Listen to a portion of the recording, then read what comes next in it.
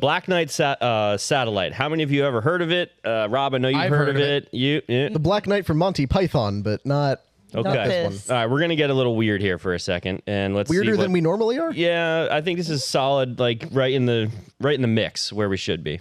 So there's a theory out there that there is a dark yet ancient satellite that has been orbiting the Earth for 13,000 years, and it's called the Black Knight satellite. That's what they call it in particular. So what I'm going to run through here is I'm going to go through a bit of the history of it, and we'll discuss if we think this is a real thing or not. And shout out to the folks over at Y-Files.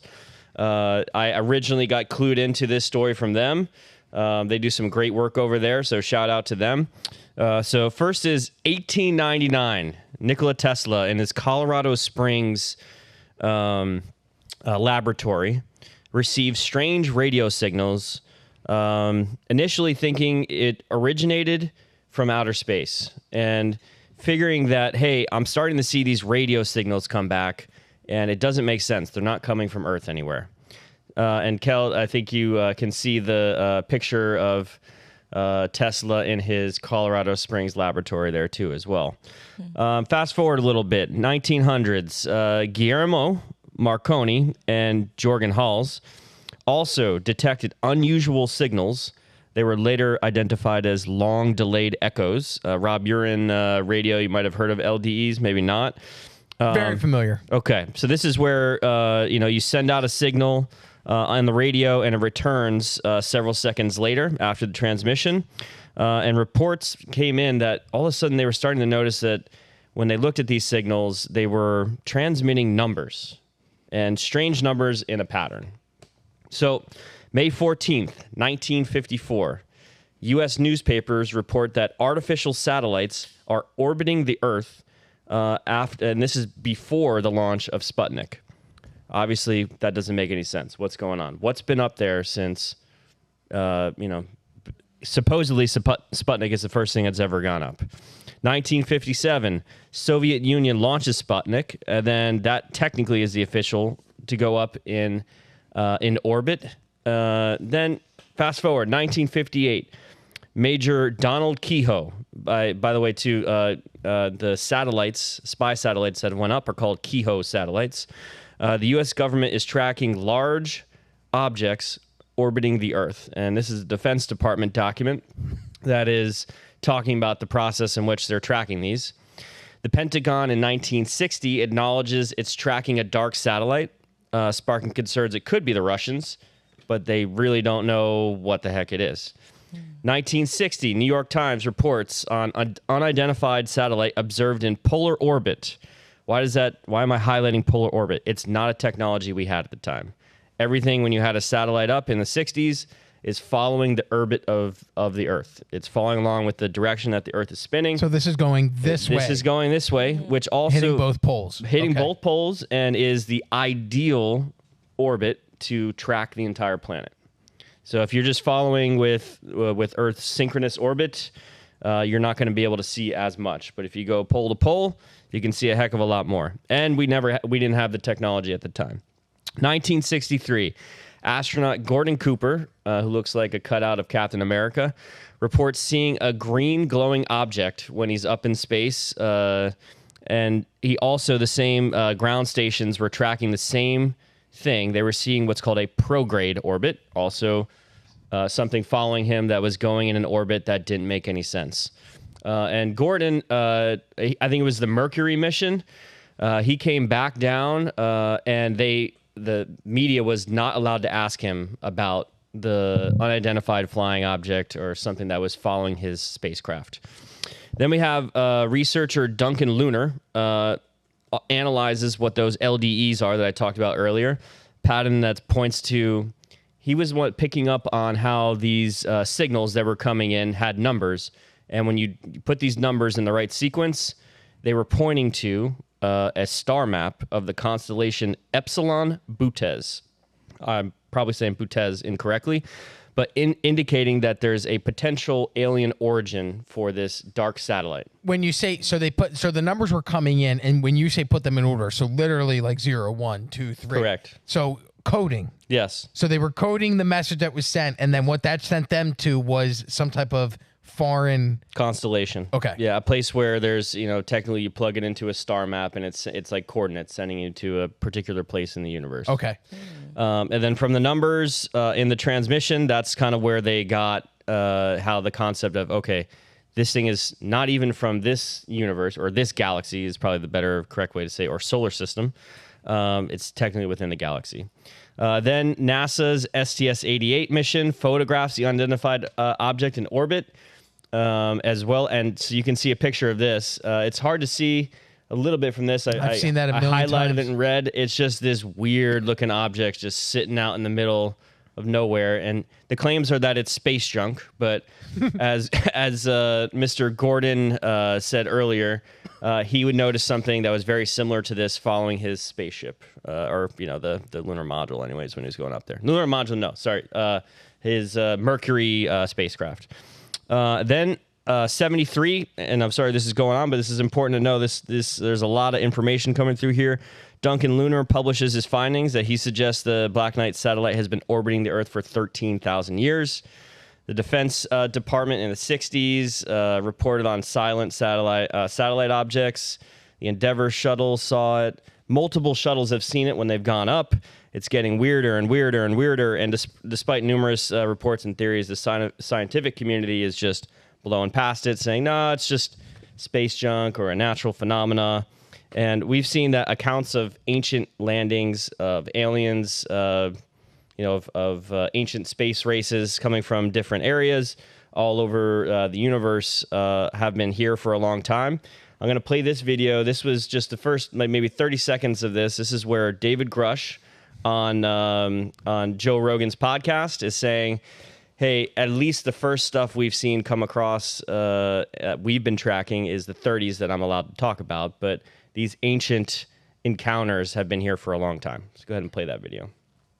The Joe Rogan Experience. This stuff is landing or crashing around the world, and unexpected countries have had this happen, and that's why I picked that, because I thought that was a interesting case. And then, of course, Pope Pius XII and the Vatican were involved, back-channeling it through the OSS, which became the CIA later, to FDR, and that's how the U.S. knew something weird happened in Italy right before World War II, but...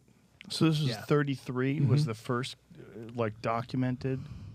That is the earliest one I can talk about. Yeah. Okay, stop it there. Something so that he's Fed.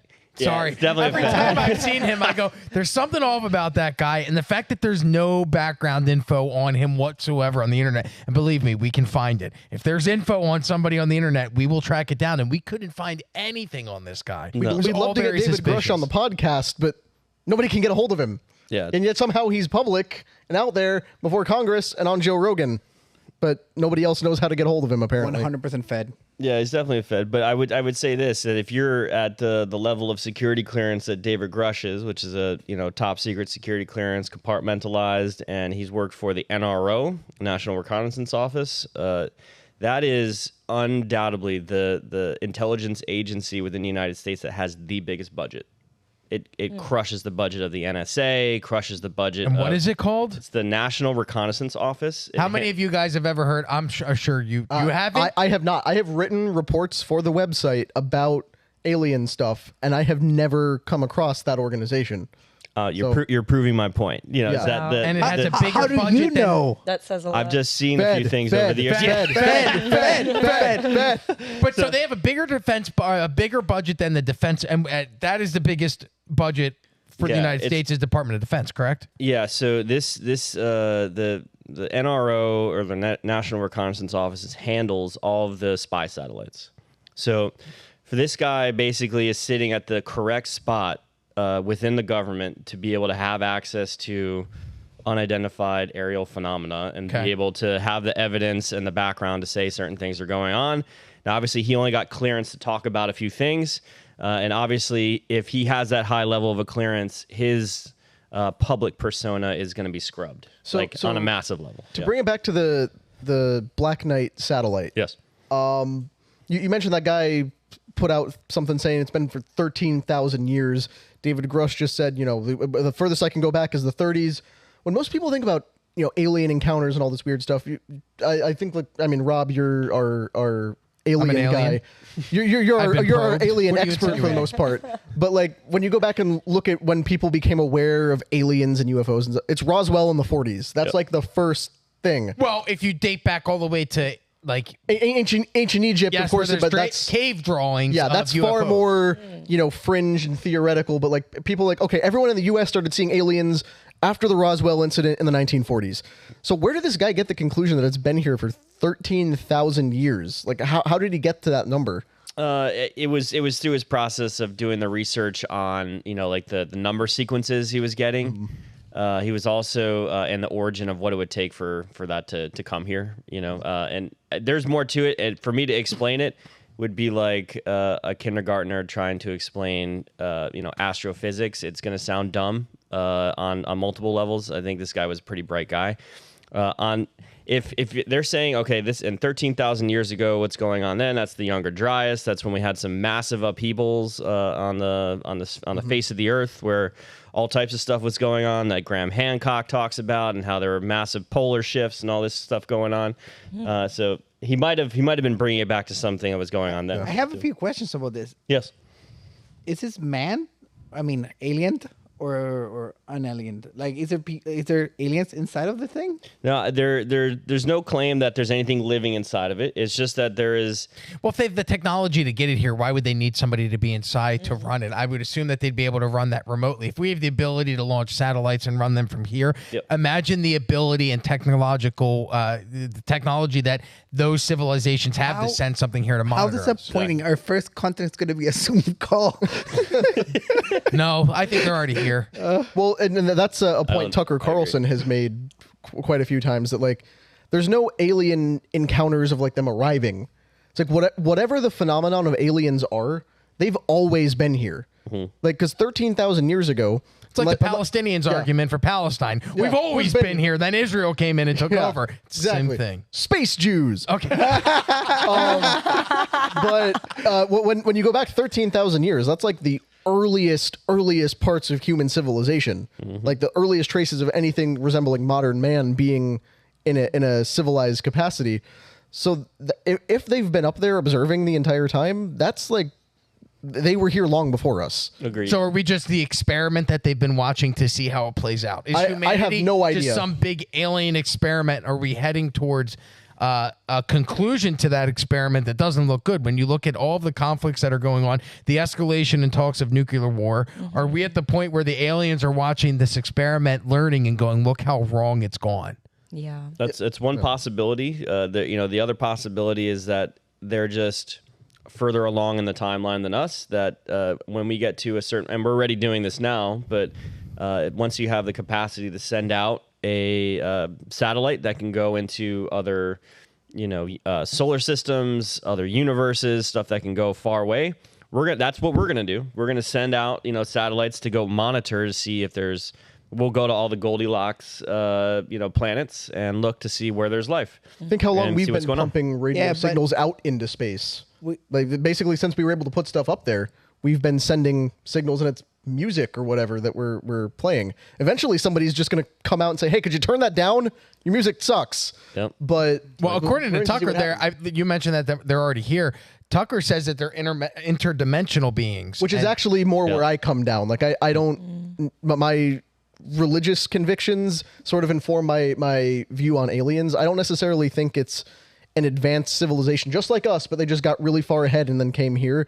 It has more to do with like the phenomenon of angels and demons and aliens are the same thing. So when you go back and trace all through history, like they saw an angel or they saw an alien, like it's similar things, like more spiritual, higher dimension beings appearing on Earth through their ability to travel through dimensional space.